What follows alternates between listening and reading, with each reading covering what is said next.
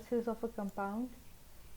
To find the molecular formula of a compound, following steps are taken. अब हमने इसमें analysis के ज़रिए एक कंपाउंड का मोलिकुलर फार्मूला जो है वो देखना है।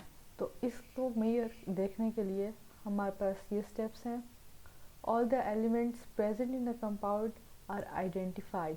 सबसे पहले जितने भी एलिमेंट्स एक कंपाउंड में प्रेजेंट होंगे हम उनको आइडेंटिफाई करेंगे, उनको उनकी क्वालिटी देख के।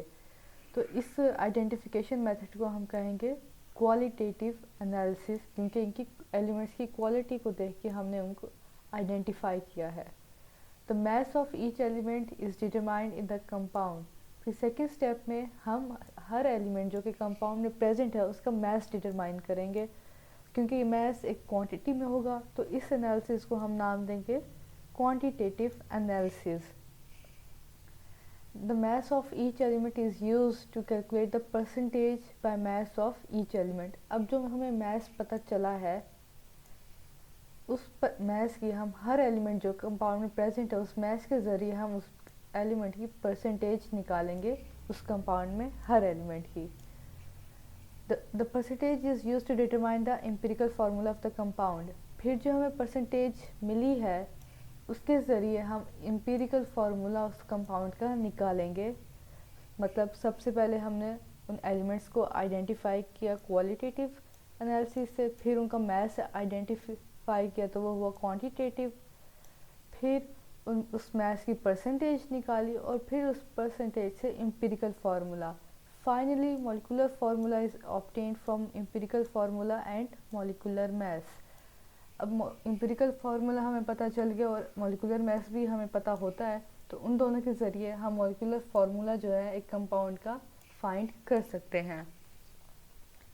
फिर है कि अब हमने परसेंटेज कैसे निकालनी है, कि अब हम इन स्टेप्स को डिफाइन करते जाएंगे कि हमने परसेंटेज कैसे निकालनी है, फिर एम्पिरिकल फार्मूला और मॉलिक्यूलर मैस और मॉलिक्यूलर फार्मूला कैसे निकालना है। सबसे पहले है percentage of element in a compound. It is the number of grams of an element present in 100 gram of the compound। अब अगर एक कंपाउंड टोटल 100 ग्राम का है तो उस 100 ग्राम में जितने ग्राम उस एलिमेंट के प्रेजेंट होंगे तो वो उसकी परसेंटेज कहलाएगी। अगर हम ग्लूकोज का फार्मूला लेते हैं, अगर वो टोटल 100 ग्राम का है फॉर एग्जांपल, तो उसमें हाइड्रोजन के जितने ग्राम प्रेजेंट होंगे तो वो उसकी परसेंटेज कहलाएगी। Percentage from given amounts, percentage हमने निकालनी कैसे, the percentage of each element in the compound can be determined by following formula. अब परसेंटेज निकालने का यह फार्मूला है mass of element mass of compound multiply by 100। अब मैस ऑफ कंपाउंड मतलब जो टोटल कंपाउंड है उसका मैस ऑफ एलिमेंट वो एलिमेंट होगा उस कंपाउंड का जिसकी हमने परसेंटेज निकालनी है, और उस पूरे को हम मल्टीप्लाई कर देंगे, जो आंसर आएगा 100 से, तो ये निकल आएगी हमारे पास परसेंटेज। फिर है empirical formula. The formula which show the simplest whole number ratio between atoms of a compound is called empirical formula. अब एक कंपाउंड में जितने एटम्स हैं उनके दरमियान उनकी जो सिंपल होल नंबर रेशियो होगी उसको हम नाम देंगे उनके एम्पिरिकल फार्मूला का।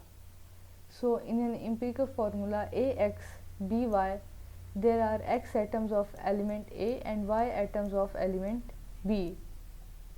Example empirical formula of hydrogen peroxide is HO। अब हाइड्रोजन पर ऑक्साइड का जो मॉलिक्यूलर फार्मूला होता है वो होता है H2O2। अब जब इनकी हम सिंपल होल नंबर रेशियो निकालेंगे तो 2 से कैंसिल, तो फिर हमारे पास रेशियो बच जाएगी 1:1। It shows the simple whole number ratio between hydrogen और oxygen is 1:1। Similarly the empirical formula of glucose and benzene are CH2O and CH respectively. अब ग्लूकोज का होता है C6H12O6। अब जब हम इसको 6 से डिवाइड करेंगे, 6 1 6, 6 2 12 और 6 1 6, तो यहाँ पे 1 बच जाएगा और हाइड्रोजन के साथ 2 बच जाएगा, और ये इसकी हमारे पास सिंपल होल नंबर रेशियो आ जाएगी। और बेंजीन का जो मॉलिक्यूलर फार्मूला होता है वो होता है C6H6। अब जब हम इसे 6 से डिवाइड करेंगे तो दोनों की 1:1 रेशो बच जाएगी और ये इसका सिंपल होल नंबर रेशो आ जाएगी, जो कि एम्पिरिकल फार्मूला होगा इसका बेंजीन का। Steps to determine empirical formula. अब एम्पिरिकल फार्मूला हम कैसे डिटरमाइन करते हैं उसके भी स्टेप्स हैं। Determine the percentage composition of each element, जैसे हमने ऊपर परसेंटेज फाइंड का फार्मूला पढ़ा, उस फार्मूले से हम हर एलिमेंट की परसेंटेज निकालेंगे। Divide the percentage of element by its atomic mass to get the gram atoms moles. अब जो हमें परसेंटेज मिली है उसको, जिस एलिमेंट की वो परसेंटेज है, हम उसके एटॉमिक मास से उस परसेंटेज को डिवाइड कर देंगे और हमें आंसर मिल जाएगा। वो होंगे उसके ग्राम एटम्स या उसके मोल्स में हमें आंसर मिलेगा। Divide the moles of each element by smallest number of moles to get atomic ratio. अब जो हमें हर एलिमेंट के जो मोल्स मिलेंगे, उन मोल्स को हम जो सबसे छोटे मोल होगा उसे डिवाइड करेंगे और फिर हमें एटॉमिक रेशो मिल जाएगी उनकी। ये आपको आगे एग्जाम्पल पढ़ के सारा क्लियर हो जाएगा।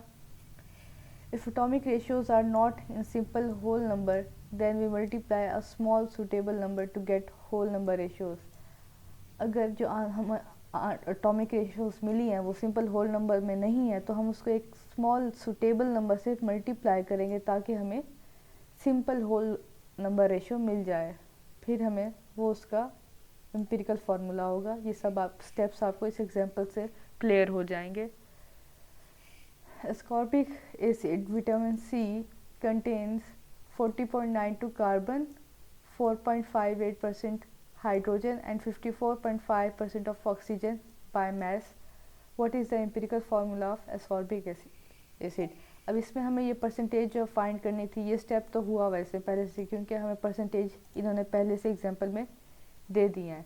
इसमें हमने फाइंड करना है एम्पिरिकल फार्मूला। अब परसेंटेज तो हमें इन्होंने सब एलिमेंट्स की बताई हुई हैं, तो हम क्या करेंगे, अब जो परसेंटेज है तो उसको हम एटॉमिक मास से जिस एलिमेंट की वो परसेंटेज उसे डिवाइड कर देंगे। जैसे यहाँ पे हमें कार्बन की परसेंटेज दी हुई है तो हम इस परसेंटेज को कार्बन के एटॉमिक नंबर से डिवाइड, मास एटॉमिक मास से डिवाइड कर देंगे। यहाँ हाइड्रोजन की परसेंटेज है तो हाइड्रोजन के एटॉमिक मास से डिवाइड कर देंगे, और यहाँ ऑक्सीजन की परसेंटेज है तो ऑक्सीजन की एटॉमिक मास से डिवाइड कर देंगे।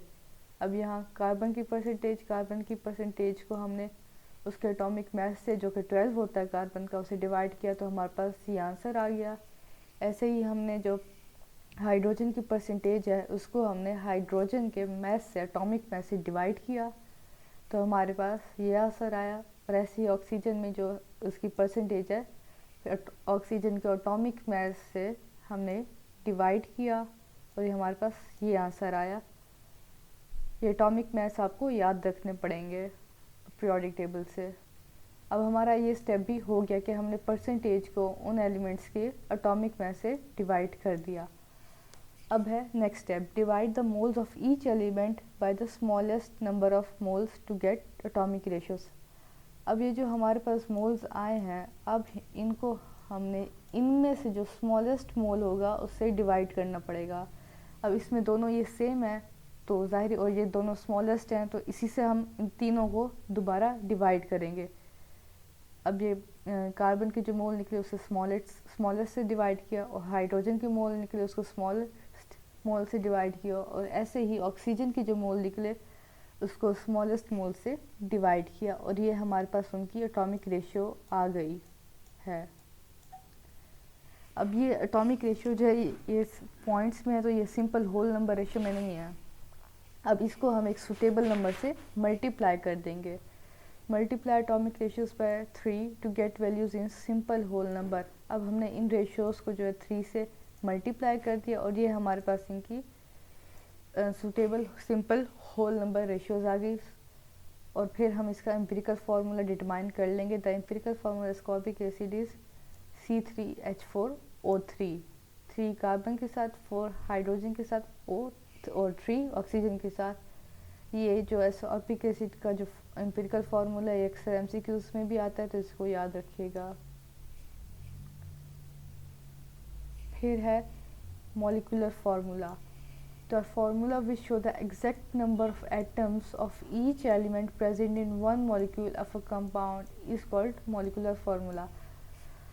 अब एक मॉलिक्यूल है, उसमें एक एलिमेंट के जितने भी नंबर्स ऑफ एटम्स प्रेजेंट होंगे, एग्जैक्ट नंबर्स यह मॉलिक्यूलर फार्मूला हमें बताएगा। एक मॉलिक्यूल में एक एलिमेंट के जितने एटम्स प्रेजेंट होंगे उनके एग्जैक्ट नंबर मॉलिक्यूलर फार्मूला हमें बताएगा।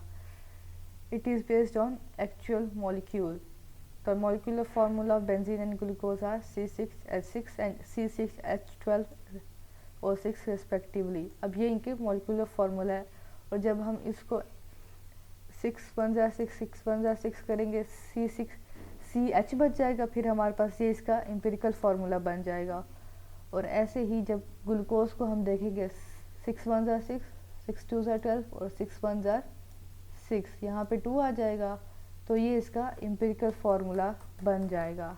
जबकि ये जो दिए हुए हैं ये मॉलिक्यूलर फार्मूला है, ऊपर हमने एम्पिरिकल फार्मूला पढ़ा है। Relationship between empirical and molecular formula. Molecular formula may be the multiple of empirical formula. जो मॉलिक्यूलर फार्मूला है वो एम्पिरिकल फार्मूला का मल्टीपल भी हो सकता है। For many compounds empirical and molecular formulas are different. बहुत से कंपाउंड्स के लिए एम्पिरिकल और फार्मूला और मॉलिक्यूलर फार्मूला अलग अलग होते हैं, जैसे कि बेंजीन के लिए है और ग्लूकोज के लिए है, इनका एम्पिरिकल अलग है, मॉलिक्यूलर अलग है। Examples empirical formula of benzene and glucose are CH and CH2 respectively, however their molecular formula are C6H6 and C6H12O6 respectively.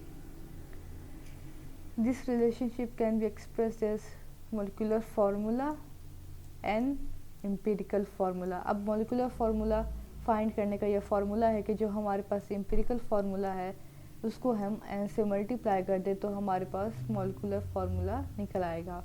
Empirical formula find करने का तो हमने मेथड ऊपर पढ़ लिया, अब है एन के बारे में। Where n is an integer and its value is 1 2 and 3 and so on, the n show the ratios of molecular mass and empirical formula mass. अब n जो है वो रेशो है मॉलिक्यूलर मास की, मॉलिक्यूलर फार्मूला नहीं लिखा यहाँ लिखा है मॉलिक्यूलर मास, और एम्पिरिकल फार्मूला मास की जो रेशो है उसको हम n कहते हैं। दिस कंपाउंड में have same empirical formula and molecular formula. कुछ कंपाउंड्स ऐसे हैं जिनके एम्पिरिकल फार्मूला और मॉलिक्यूलर फार्मूला जो है वो सेम होते हैं, जैसे कि ये ammonia, water, carbon dioxide and sucrose, इनके जो हैं एम्पिरिकल फार्मूला भी सेम है और मॉलिक्यूलर फार्मूला भी सेम है, क्योंकि हम इनको डिवाइड नहीं कर सकते आपस में, इनकी सिंपल होल नंबर रेशियो नहीं निकाल सकते। ये है ही, इनकी सिंपल रेशियो भी यही है और इनका मॉलिक्यूलर फार्मूला भी यही है।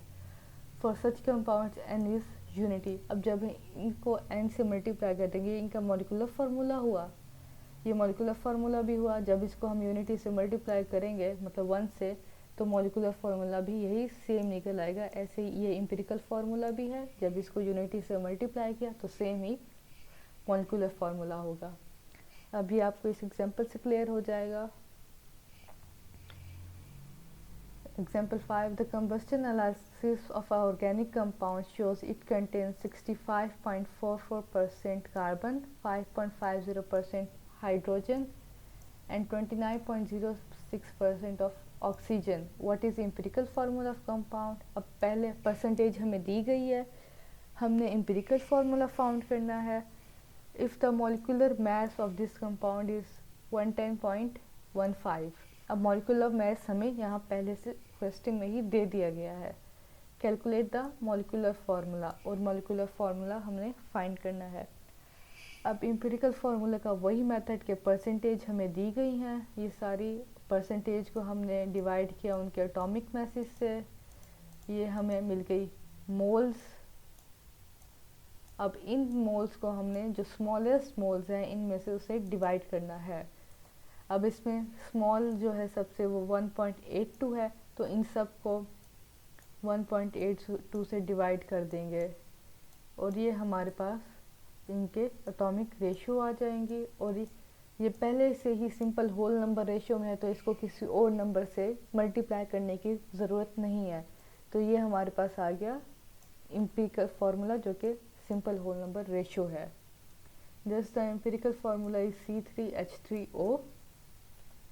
To determine the molecular formula, first calculate the empirical formula mass. अब जो हमने ऊपर फॉर्मूला पढ़ा था मॉलिक्यूलर फार्मूला को फाइंड करने के लिए, तो वो ये था। अब हमने इसके लिए हमें सबसे एम्पिरिकल फार्मूला तो है पढ़ा हमारे पास, इसके लिए हमें n फाइंड करना है। और n क्या है? Empirical formula mass, molecular mass. अब मॉलिक्यूलर मैस हमें क्वेश्चन में दिया गया है, तो हम फाइंड करेंगे एम्पिरिकल फार्मूला मैस। अब वो कैसे होगा? इसके जो मैस नंबर है उसका नंबर ऑफ कार्बन एटम से मल्टीप्लाई करते हैं। टोटल 3 है हमारे पास, उसके हमने एटॉमिक मैस से मल्टीप्लाई कर दिया। हाइड्रोजन भी 3 है, एटॉमिक में हाइड्रोजन के एटॉमिक मैस से को 3 से मल्टीप्लाई कर दिया। ऑक्सीजन का एटॉमिक मैस 16 होता है और यहाँ पे एक ही ऑक्सीजन है, तो उसको मल्टीप्लाई करके इनको आपस में ऐड किया, तो हमारे पास एम्पिरिकल फार्मूला मैस जो है वो आया 55.05। और मॉलिक्यूलर और मोलर मैस ऑफ कंपाउंड हमें क्वेश्चन में दिया हुआ था, वो ये था। अब हम n की वैल्यू निकालेंगे। यहाँ मॉलिक्यूलर मैस में उसकी वैल्यू पुट की, एम्पिरिकल फार्मूला मैस में उसकी वैल्यू पुट की, और जो हमारे पास आंसर आया वो 2 आया। अब मॉलिक्यूलर फार्मूला का ये फार्मूला है n multiply empirical formula. n की हमारे पास ये वैल्यू निकली है और एम्पिरिकल फार्मूला हमारे पास ये था। अब एम्पिरिकल फार्मूला को हमने 2 से मल्टीप्लाई किया जो कि n है, तो हमारे पास ये आंसर आया C6H6O2। ये हो गया इसका molecular formula. There many possible structure for this molecular formula. अब इसका कोई स्पेसिफिक नेम नहीं है, इस स्ट्रक्चर ऐसे बहुत से स्ट्रक्चर बन सकते, तो इसका कुछ भी नाम हो सकता है। तो ये था हमारा आज का लेक्चर। आप डिस्क्रिप्शन में लिंक में अपनी अटेंडेंस लगा दीजिएगा। इंशाल्लाह फिर मिलेंगे। अल्लाह हाफ़िज़।